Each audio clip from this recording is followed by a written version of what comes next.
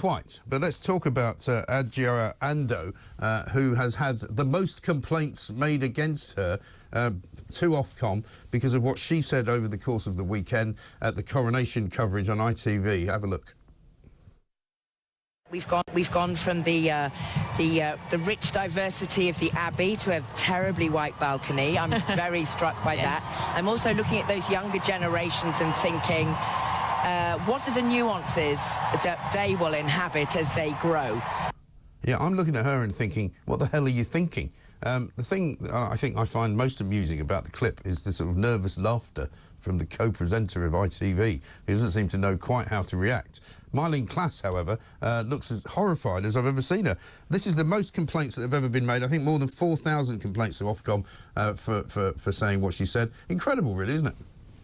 I think she's a ghastly woman. It's not the first time she said things like this. I've heard her on BBC Radio 4, actually, on a podcast recently, saying much the same sort of incendiary, race-baiting stuff. Imagine if we were watching the coronation of the King of Lesotho, or of the King of Swaziland, and saying, oh my gosh, this is a terribly black scene here. Can you imagine the King of the Ashanti? Oh my gosh, why is there no diversity here? Why is it this only happens one way and in one direction? You know, I hate to break it to her, but Britain still is a majority white British country. Yes. The overwhelming majority of this country were behind the coronation, and it's quite a perverted mind that's the first thing that springs to your mind when you see this wonderful state occasion, this scene we haven't had for 70 years of the King on the balcony with the royal family. Everybody in the crowd there celebrating and seeing how wonderful it is, and this woman is so down the rabbit hole of race grifting that the first thing she can think of is how white is this? And it goes now to this. It's almost a mental disease, and many of the commentators on this issue that they're so obsessed that they can only see things now through race, race alone. I know, because the sort of the slightly more remarkable thing is that she currently is playing in a stage production of Richard III as Richard III. And as I said to somebody yesterday, yeah, great, she looks really like Richard III, so that's obviously a great piece of casting. And the only reason for casting her as Richard III is to be sort of, you know, edgy. Well, isn't it great? Let's get a black woman to play a former hunchbacked king. Brilliant.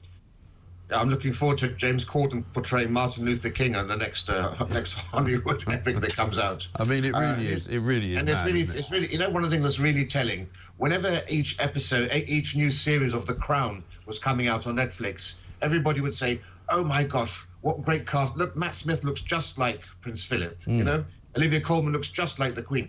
All that attention being done to make sure that the characters look just like the people that they're representing. Suddenly, that all goes out of the window. And people turn a blind eye to all that. When you have, for example, there was a play in the West End recently with Gore Vidal versus William F. Buckley Jr., two great heroes of mine. William F. Buckley Jr. was quite controversial in the civil rights movement. He was played by a black actor, and I just thought, in what sense is this actually a reality? I know. But, of course, all the people that if you complain about it, they say, oh, why do you care? But then if you said, as you say, if you said, well, I'll tell you what, let's portray then Nelson Mandela as being played by Robert De Niro, they wouldn't fancy it. And they would go, well, we can't do that. That would be appropriation. That would be nasty, horrible, nasty. Don't do it. Well, what it also does, you know, and actually a lot of people on the other side of this argument actually agree with us on this position, because in a sense it gives this fantasy reality, this fantasy image that in the past all the cultures lived side by side in happy harmony, and it actually undermines the civil rights movement when you see things like Bridgerton that this woman is also involved in. It gives Which is also a pile of rubbish, to be honest. Yeah, but it gives the impression that, you know, in the 18th and 19th century, everyone lived very happily side by side, and it negates and undermines the struggles that people had to go through actually to get to today's current levels of equality. I know. I shall end it with this from Pongo, which is probably the tweet of the day. Is Archbishop Welby presenting Match of the Day this weekend, he says. Well, he's qualified for it, isn't he? Obviously, because he's woke. So that's what we want. I can see Lineker in the pulpit very easily. Yeah, given that I can see. Now the Grand Priest of woke, isn't he? With a mitre on his head and a shepherd's crook. Absolutely right. Leading his flock across the Red Sea as he parts it.